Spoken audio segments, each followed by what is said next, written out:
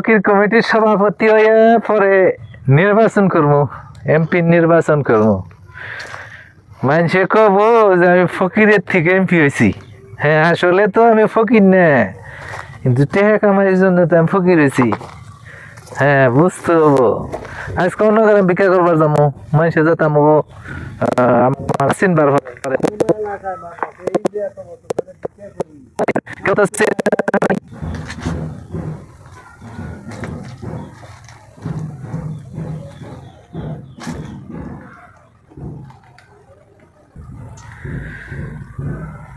কমিটির সভাপতি যদি দেওয়ার পারি তাইলে এমপি নির্বাচন করবো। এমপি নির্বাচনে নির্বাচিত হয়ে তো যাবই, কারণ ফকির ভোট দিলে আমি পাস, আমি এমপি। তারপরে টাকা পয়সা নইয়া বাংলাদেশ থেকে বাইকে জমগা, বাংলাদেশ থেকে বাইকে যাইয়া ওই বিদেশে যাইয়া ফ্যাক্টরি করবো। ফ্যাক্টরি করে বাঙালিকে কাজ দিব নিয়া, একটা ভালো কাম।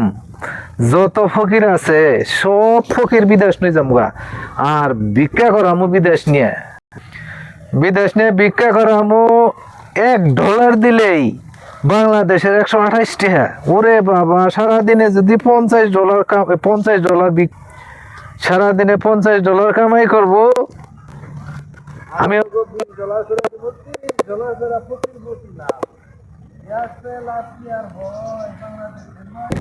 যে চিন্তা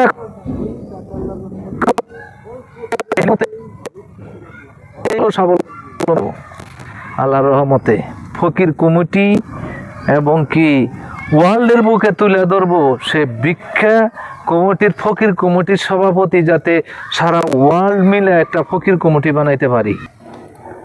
সারা পৃথিবী জুড়ে যদি একটা ফকির কমিটি বানা হারি, তাই ফকির কমিটির সভাপতি আমি এমো, তখন আমার পাওয়ার থাকবো ইসলামের মতো, যে পৃথিবীর মধ্যে ফকির কমিটির সভাপতি আমি। হ্যাঁ, বুঝছো, যত দেশে ভিক্ষা করে ফকিররা, সব ফকির আইনে ভিক্ষা করামু, বিভিন্ন দেশে দেশে ভিক্ষা করবার পাঠামু। সেনে ভিক্ষা করে ওখানে টেহা আমার কাছে পাঠাবো। সে টেহা কই থুমু, কি করমু, এত টেহা দে কি করমু? হ্যাঁ, যে টেহা রে বাবা রে, টেহা রে, ডলারে টেহা। বিদেশে যদি একবার ভিক্ষা কমিটির, ফকির কমিটির সভাপতি হবার পারি, হায় রে, পাওয়ার থাকবো আমার। আমি যে ভালো মানুষ এটা তো বোঝান যাবো না কোনো সময়। মানুষের যদি দৌড়া ফেলায় তাহলে কেমন হবো? এটা জিরাই নয় এনো, এটা জিরাই নয় এনো, এত বড় একটা গাঁটটি নয় কি গরম যায়? অরিজিনাল ফকির হইলে কি তুমি কাপড় নিয়ে গরম লাগতো? অরিজিনাল ফকির না দেখে তো 2-3 ছিট কাপড় নিয়ে গরম লাগে। দেখ গে, মানুষের না চিনা হারলেই হয়। মানুষের যদি চিনা ফেলায় তাহলে তো সমস্যা। আমি তখন ফকির নাই, তাই না? ভালো মানুষে বলেছি, জিরাইতেছি। হ্যাঁ, আমি তো ভালো মানুষ, এখন ফকির নাই।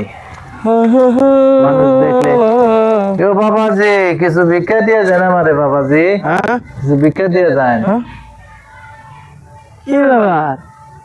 তোমার তো দেখলাম ভেঙ্গা ভেঙ্গা হাঁটো, ভিক্ষা করাও না, এখন তো ভালো করে কথা বলতেছ। আমি তো ভালো ফকির বাবা, খারাপ করে বাবারে। কি সমস্যা? আমি তো ভালো ফকির। কি সমস্যা তোমার? ফকির, ভালো ফকির। হ্যাঁ, ভালো ফকির মানে তুমি এই যে এলাকার মধ্যে, গ্রামের মধ্যে কুসংস্কার গুলো ছড়াইতেছ। হ্যাঁ, এদিকে করিম আমার বিচার দিল, হ্যাঁ, যেহের বউয়ের হাতে তুমি ঢালি বালি করছো রাস্তার মধ্যে। ও তোমার ইট দিয়ে ঢাললে নাই, ঢেল দিয়ে জেল দিছিল তো। তাহলে যে এই যে তোমাদের মতো ফকিরের জন্য ভালো ভালো ফকির আজকে ভিক্ষা হয় না। অসহায় মানুষের ধারে ধারে কান দেয়, কিন্তু মানুষ ভিক্ষা দেয় না। আচ্ছা, তোমাদের মতো মানুষের এই সম্পর্কে আমি একটু বলি। দেশবাসী ভাই ও বোনেরা, যারা আমার মতো নকল ফকির, তো আমার মতো নকল ফকির যারা আছেন তারা সাবধান, ধরতে পারলে যাবিন নাই। আর আমার মতো নকল ফকিরের জন্য এই আসল ফকিররা ভিক্ষা পায় না। আসল ফকিররে কারো কাছে চায়া পায় না, মনে করে তারাও নকল। তাহলে ভাই সবাই সাবধান, সবাই হুঁশিয়ার, যে আমার মতো নকল ফকির কেউ হইতে যায়েন না এবং কি ধরা খায়েন না। এটাই সবার কাছে আশা রাখছি, সবাইকে জানিয়ে যাচ্ছি। এই ব্যাপারে ভাই কিছু বলেন। দেশবাসীর কাছে একটাই চাওয়া, একটাই পাওয়া, একটাই বলা, সেটা হচ্ছে আমাদের গ্রাম বাংলায় অথবা শহরের আনাচে কানাচে কিছু কিছু ভণ্ড ফকির আছে, কিছু কিছু নামধারী কিছু কিছু অভিনয়কৃত ফকির আছে। তারা ভালো মানুষ, সুস্থভাবে চলতে পারে, সবলভাবে সব কিছু করতে পারে, অথচ 5 তলা বিল্ডিংয়ের মালিক, 6 তলা বিল্ডিংয়ের মালিক, কিন্তু তাদের হচ্ছে ভিক্ষা করাই পেশা। তাই আমরা সচেতন হয়ে যাই, গ্রাম বাংলা মানুষকে বলি, শহরের মানুষকে বলি, আমরা সচেতন হয়ে যাই, এই সমস্ত ফকিরের কাছ থেকে দূরে থাকি। ধন্যবাদ।